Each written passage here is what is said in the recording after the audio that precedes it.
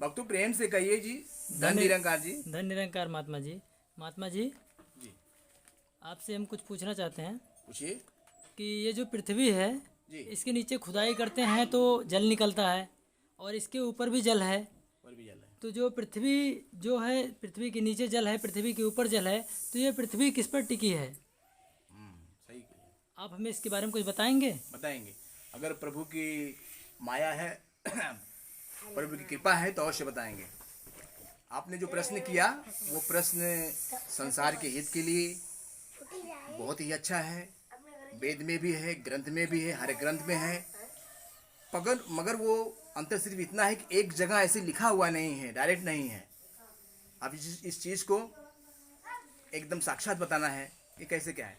देखिए, ये संसार जो है प्रभु का खेल है। जिससे बच्चे खेलते हैं, कोई बालू लेकर के, मिट्टी लेकर के घर बनाते हैं, घरौंदा बनाते हैं, और बनाने के बाद फिर कहते हैं कि इस बार ठीक नहीं बना, फिर और अच्छा बनाएंगे, उसको बिगाड़ देते हैं। फिर दूसरा बनाते हैं, फिर लोग बच्चे देखते हैं कि नहीं, इस बार जो बना है थोड़ा सा अच्छा बना, लेकिन और अच्छा बनाएंगे इसको, ये खिड़की यहाँ चाहिए, दरवाजा यहाँ चाहिए, फिर उसको बिगाड़ के फिर बनाते हैं।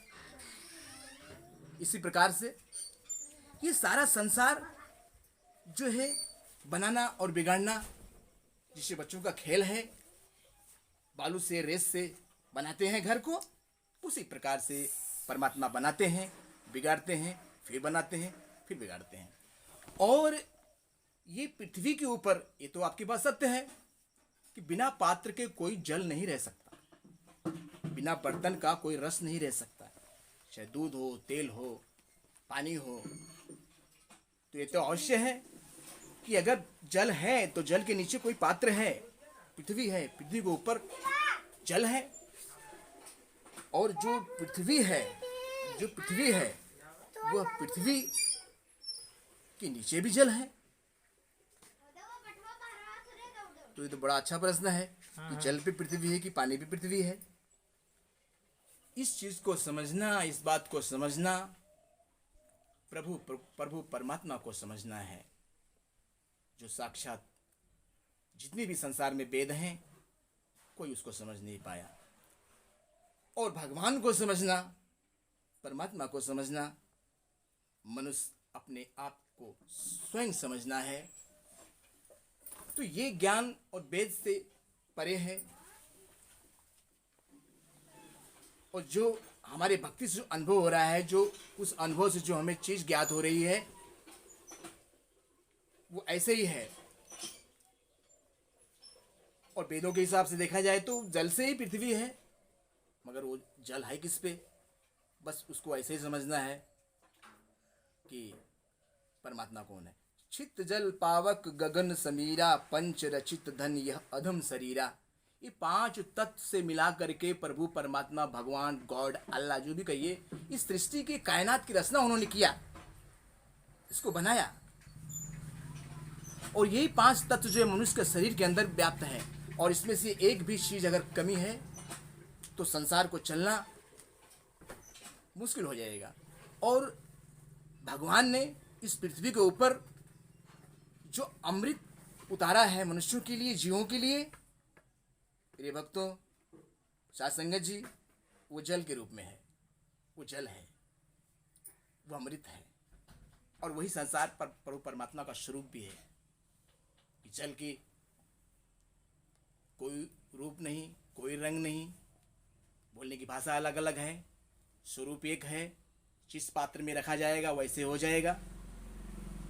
तो इसकी जानकारी, जल के ऊपर पृथ्वी है, पृथ्वी पे जल है, ये सिवाय परमात्मा के सत्य पुरुष के जितने भी ज्ञानी महापुरुष हुए हैं, वो इस चीज का निष्कर्ष नहीं लगा पाए। सिर्फ अपने सामर्थ्य के हिसाब से पंछी उड़ते हैं आसमान के अंदर, और जितना उड़ सकते हैं उड़ लिए, उसके बाद जब थक जाते हैं तो पृथ्वी के ऊपर आ गए। और ये संसार की ऊंचाई, संसार का आसमान की ऊंचाई, संसार का फैलाव और आसमान का फैलाव अनंत है। इसीलिए ने तुलसीदास जी ने लिखा, हरि अनंत हरि कथा अनंता, जय विद कहें सुने सब संता। कि वो, और इस चीज को पृथ्वी, आग, हवा, पानी, जो 5 तत्व है जिससे संसार चारों युग, तीनों लोक 14 भुवन जिस पे चला हुआ है, इसको प्रभु परमात्मा ने बनाया। और जो परमात्मा ने इन 5 चीज को बनाया, उस परमात्मा को किसने बनाया?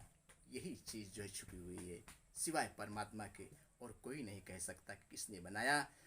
बस इतना ही है कि हमारे अनुभव से, हमारे हृदय से जो भक्ति होती है, जाकी रही भावना जैसी, हरि मूरत तिन देखी तैसी। एक ही रामचंद्र जनकपुर में गए और जिसकी भावनाएं जैसी थी, भगवान उनको ऐसी दृष्टि में नजर आए, बाकी राम का रूप एक ही था।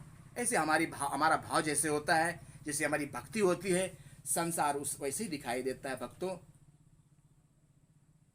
तो यही है कि 5 तत्व से सृष्टि चल रही है।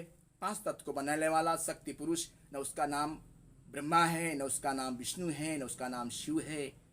वो शक्ति पुरुष अविनाशी कड़कड़वासी, वही ब्रह्मा बना हुआ है, वही विष्णु बना है, वही देवी बना है, वही दुर्गा बना है, वही सर्वत्र बना हुआ है। प्रिय भक्तों, सच्चाई तो ये है, हम और आपके भीतर भी जो चीज विराजमान है, साक्षात वही परमात्मा है और अज्ञानता के कारण छुपा हुआ है। प्रेम से कहिए ये धन निरंकार। धन निरंकार महात्मा जी।